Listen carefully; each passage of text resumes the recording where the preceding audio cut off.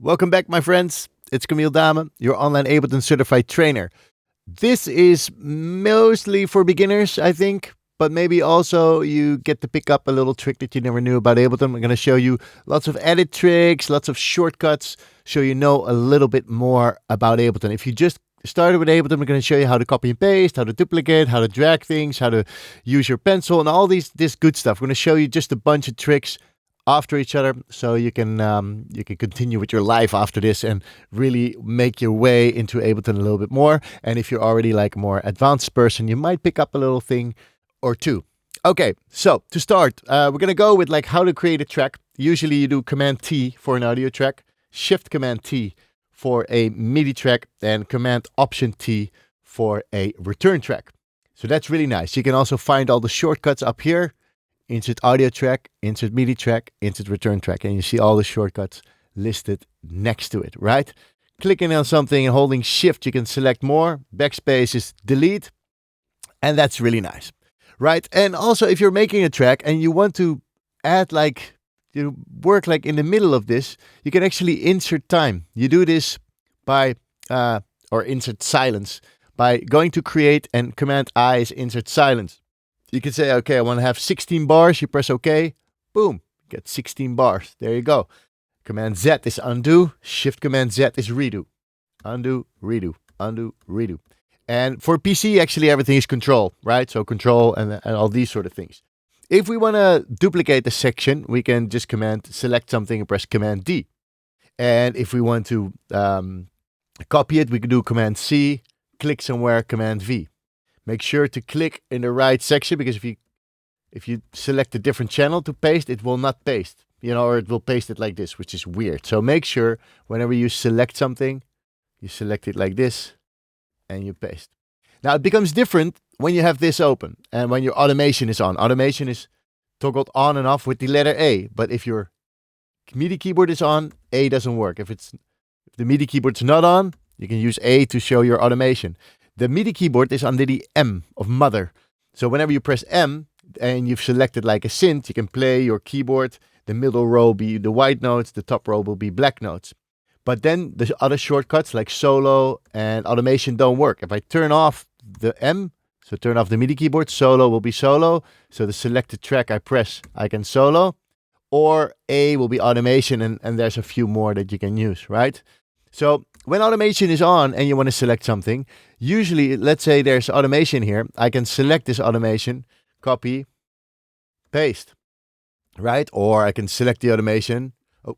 I can select the automation and do Command D, duplicate. So selecting something when the channel is open like this is, if you want to copy the clip itself, you need to select on top, so on the edge. This is a lot of beginners don't really realize this. You have to select on the edge, then Command D will copy the clip.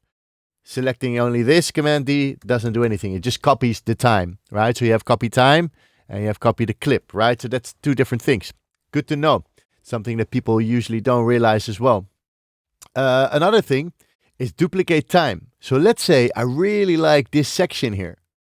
I can do Shift Command D instead of Command D to copy it. But the cool thing is, it's like actually, so let's say I really like this section here in the middle, and I want to duplicate this inside of this, so I want to move all this to the right, so I don't have to like physically pick everything up and move everything to the right and then copy that, Oh, this went wrong. Select all this. Do this. I don't have to do this. I can just say, I really like this. I select two clips here to select that full time here and press Shift Command D. Then it does insert time. This is called duplicate time, delete time, paste time. So basically, if I want to delete this time, I do Shift Command X, right? And if I want to duplicate, Shift Command D from duplicate. I use these a lot to remove some stuff. You do also cut and paste. That works the same with Command C, Command V, but then it's just Shift Command C, Shift Command V. These are really, really, really important. Okay, zooming. Zooming can be pretty daunting. You zoom up here where you see this little Sherlock icon that I always call it. You click, and once you click, you go down. You zoom in, you go up, you zoom out, right? And it gets a little bit difficult for people in the beginning. So what I would advise you, if you want to zoom in here, you just click here and you press plus. And zoom out is minus. So depending on where the plus and minus are on your keyboard. I have a Spanish keyboard now because I live in Spain. I had to get used to it a lot, but now I am. And my plus and minus are here. So if I want to zoom in more in the end, I click there, press plus and minus. Super, super, super easy. All right. So another thing that beginners usually don't really use, it's something called velocity, right? And velocity is really important. So let's say I'm going to take some drums. I'm going to take a 909 chord kit here.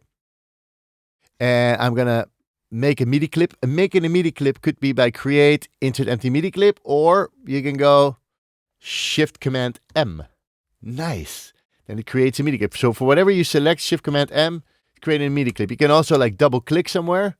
But if you want to have a different size, like a very long one, Shift Command M, boom, you got a MIDI clip, right? Double clicking on the MIDI clip, we get the MIDI clip.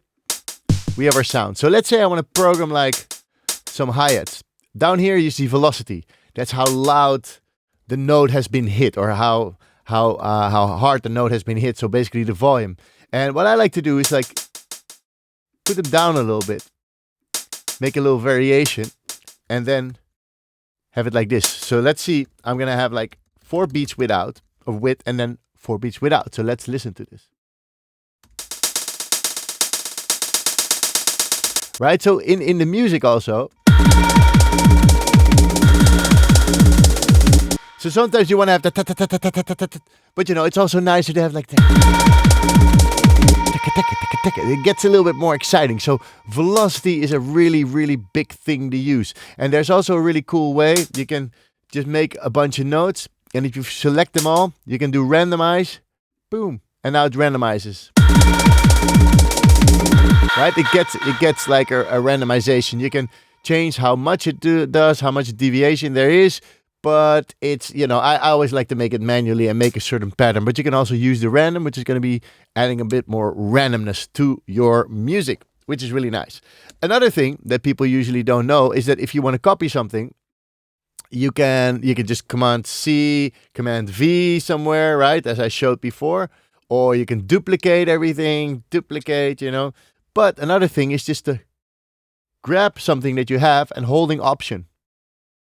This might be Alt on PC. I'm a Mac user, so I'm very sorry. I don't know the exact ones for Mac, but you know, this is really nice. You can drag stuff out and that way copy stuff to where you want it. I usually do it with these things, like these one shots. I want to have them there and there and there. You know, I don't have to Command C, Command V. I just drag and hold Option. That works like a charm.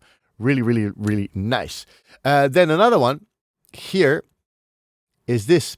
You know, I've got this extra little hi-hat here. And it's when you make a bigger project, it's annoying to copy this. You're bound to make mistakes like this. So what I like to do is I like to select, for instance, one bar here and do Command J, or right-click and consolidate. The J is for join. I always say as a joke to my students, consolidate.